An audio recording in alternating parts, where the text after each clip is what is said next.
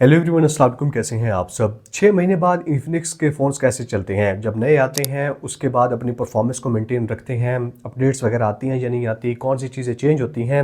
अब इन्फिनिक्स ने मुझे इन्फिनिक्स नोट 40 प्रो भिजवाया था, तो उस स्मार्टफोन की detailed unboxing review, camera test, long term review, सारी चीज़ें मैंने आपको प्रोवाइड की थी, टिप्स एंड ट्रिक्स वगैरह भी। यहाँ पे उन वीडियोज़ का लिंक दे दूँगा, डिस्क्रिप्शन में उन सारी वीडियोज़ के लिंक देखने को मिल जाएंगे। उस वक्त मैंने इस स्मार्टफोन को कवर नहीं किया था क्योंकि मुझे इन्फिनिक्स ने भिजवाया नहीं था, लेकिन इसकी मुझे काफ़ी डिमांड आई, और स्पेशली अब क्योंकि इसकी प्राइस काफ़ी कम हो चुकी है। जब नया आया था 8 GB 256 GB वाला 60-65 हज़ार में मिल रहा था, इस वक्त मार्केट में ये वाला स्मार्टफोन 48-49 हज़ार में मिल जाता है। और मेरे पास है भी ये स्पेशल वाला BMW वाला वेरिएंट, जिसमें कुछ चीज़ें स्पेशल हैं। बैक साइड पे जो डिज़ाइन आप देख ही सकते हैं, BMW वाली डिज़ाइन लैंग्वेज फॉलो की गई है, जहाँ पे वो रेड ब्लू वाली स्ट्राइप दे रखी है कैमरा के साथ। और स्पेशली जब मैंने मोबाइल फोन को बॉक्स से निकाला ना, तो इसमें थीमिंग भी, जो मेन थीम है वो भी मोबाइल फोन के कलर के साथ मैच किया हुआ BMW वाला ही अप्लाइड था। लेकिन डिजाइन और थीमिंग के अलावा कोई भी डिफरेंस नहीं है इसमें और जो सादा इन्फिनिक्स नोट 40 आता है उसमें। अब इस फोन को बॉक्स से निकालते ही पहली चीज जिससे मैं इंप्रेस हुआ ना, वो है इस स्मार्टफोन की बेजल्स। इन्फिनिक्स नोट 40 प्रो को तो मैंने चेकआउट किया था, उसके स्लिम फॉर्म फैक्टर और कट डिस्प्ले से मैं काफी इंप्रेस हुआ था। लेकिन जब मैंने इस फोन को देखा है, मतलब अपनी प्राइस पे सबसे स्लिम बेजल्स ना, डिस्प्ले पे बेजल्स है ही नहीं, साइड वाली ऊपर नीचे भी बहुत कम है। 48 हज़ार के आसपास आप कोई भी और डिस्प्ले उठाएंगे, सबसे खूबसूरत, सबसे प्यारा डिस्प्ले और फुल डिस्प्ले का एक्सपीरियंस आपको इन्फिनिक्स नोट 40 ही प्रोवाइड करेगा। तो पहले नंबर पे इस स्मार्टफोन के डिस्प्ले से मैं काफी ज्यादा इंप्रेस हुआ हूँ। धूप में आप यूज करते हैं वैसे ही यूज कर रहे हैं। व्यूइंग एंगल्स काफी अच्छे हैं, यानी कि आप साइड से भी देखते हैं ना, कहीं से भी देखते हैं। डिस्प्ले इसका मतलब मैं वर्ड्स में बयान नहीं कर सकता। एक बार आप जाके यूज्ड मार्केट में बेशक चेक कर लें, इस स्मार्टफोन का डिस्प्ले अपनी प्राइस पे काफी ज्यादा अमेजिंग है। इसकी दूसरी यूनिक फीचर ये है कि ये अपनी प्राइस पे वाहिद स्मार्टफोन है जो 20 वाट की मैग चार्ज यानी कि वायरलेस चार्जिंग भी सपोर्ट करता है। इस प्राइस पे कोई भी और स्मार्टफोन वायरलेस चार्जिंग के साथ नहीं आता। और ये मैग चार्ज वाली टेक्नोलॉजी इन्फिनिक्स आगे भी कंटिन्यू कर रहा है अपनी इन्फिनिक्स नोट 50 सीरीज में, जो देख के मुझे काफी अच्छा लग रहा है। बजट में वायरलेस चार्जिंग काफी कन्वीनियंट रहती है।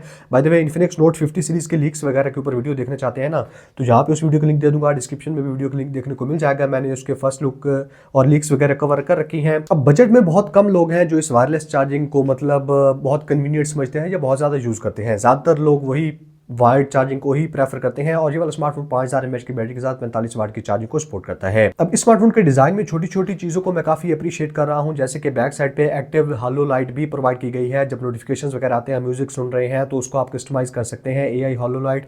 पता नहीं किसी वियर्ड रीजन की वजह से मेरे इन्फिनिक्स नोट 40 प्रो में ये वाला ऑप्शन नहीं था सेटिंग्स में, हालांकि बैक साइड पे वहां पे भी बनी हुई थी, लेकिन यहाँ पे बनी भी हुई है और सेटिंग में मुझे ऑप्शन भी मिल गया है। JBL के जो साउंड स्पीकर्स आते हैं ना, ये डिसेंट है, लेकिन इस प्राइस पे मेरे ख्याल में अगर बेटर स्पीकर्स बोलूँ ना, तो जो टेक्नो कैमन 30S के डॉल्बी एटमॉस के स्पीकर्स है ना, वो थोड़े से ज़्यादा अच्छी तरीके से ट्यून्ड होते हैं। उनकी जो साउंड होती है, बेस वगैरह, क्लैरिटी, मिड्स को हाइस को किस तरह से बैलेंस करना है, मुझे डॉल्बी एटमॉस की जो ट्यूनिंग है साउंड की, वो JBL से ज़्यादा अच्छी लगती है। इन्फिनिक्स JBL के साथ पार्टनर करता है, टेक्नो वगैरह डॉल्बी एटमॉस की तरफ से करते हैं। फिंगरप्रिंट स्कैनर की स्पीड स्मार्टफोन में काफी फास्ट है, स्प्लैश प्रूफ है, IP54 की रेटिंग के साथ आता है और NFC को भी सपोर्ट करता है। इन शॉर्ट, डिजाइन के मामले में ये वाला स्मार्टफोन किसी फीचर पे भी कंप्रोमाइज नहीं करता। डिजाइन और डिस्प्ले का सेक्शन इसका मुझे काफी अच्छा लगा है। और जहां तक परफॉर्मेंस की बात है, 6 महीने बाद, 7 महीने बाद इस स्मार्टफोन की परफॉर्मेंस काफी स्मूथ है। मतलब कहीं से भी ये वाला स्मार्टफोन स्लगिश फील नहीं होता, स्लो फील नहीं होता। MediaTek Helio G99 अल्टीमेट इसमें प्रोसेसर है, और इस प्राइस पे इस वक्त यही प्रोसेसर चल रहा है, यही परफॉर्मेंस मिल रही है।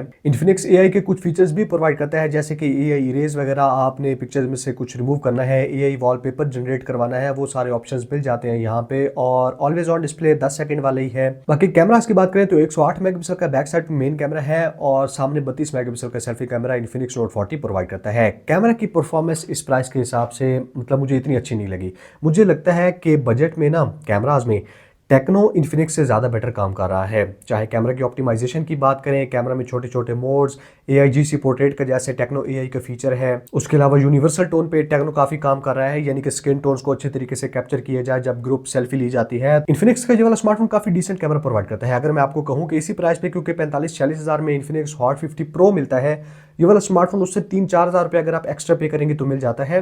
इन्फिनिक्स हॉट 50 प्रो को डेफिनेटली छोड़ के आपको इन्फिनिक्स नोट 50 परचेज करना चाहिए। ये थोड़ा सा ज्यादा प्रीमियम फील होता है, इसके कैमरास बेटर हैं, डिस्प्ले तो इसका बहुत अमेजिंग है, उससे इस पे किसी किस्म के बेजल्स भी नहीं है और वायरलेस चार्जिंग की सपोर्ट भी देखने को मिल जाती है। वायर्ड चार्जिंग भी 45 वाट है, उसमें 33 वाट है। इन्फिनिक्स हॉट 50 प्रो को आप छोड़ें, इन्फिनिक्स हॉट 50 प्रो की जगह मेरे ख्याल में आपको इन्फिनिक्स नोट 50 परचेज करना चाहिए और स्पेशली जिस प्राइस पे आता है ये one of the best smartphone है। मैं इसको सबसे बेस्ट नहीं बोलूंगा और छोटी मोटी अपडेट्स वगैरह आती रहती हैं, लेकिन इन्फिनिक्स अपडेट बड़ी अपडेट देने के मामले में अभी भी जो बाकी ब्रांड्स हैं उनसे पीछे है। अब इस स्मार्टफोन के साथ इन्फिनिक्स ने प्रॉमिस किया था 2 साल की मेजर ओएस अपडेट्स प्रोवाइड करने का। एंड्रॉइड 14 एक्सओएस 14 के साथ ये वाला फोन आया था। अब एंड्रॉइड 15 की अपडेट इसमें मेरे ख्याल में जून जुलाई में जाके देखने को मिलेगी। अगर आप बाय द वे एक्सओएस 15 के फर्स्ट लुक पे वीडियो देखना चाहते हैं तो आपने कमेंट्स में बताना है, मेरे पास उसके कुछ एक्सक्लूसिव लीक्ड स्क्रीनशॉट्स वगैरह हैं, आपको मैं वीडियो बना के प्रोवाइड कर सकता हूं। नहीं तो फिर वेट कर लें, इन्फिनिक्स नोट 50 सीरीज के साथ लॉन्च होना है, मैं उसके ऊपर डिटेल से वीडियो आपको प्रोवाइड कर दूंगा। कोई मजीद क्वेश्चन हो स्मार्टफोन के बारे में तो कमेंट्स में पूछ सकते हैं। Thank you so much, good bye.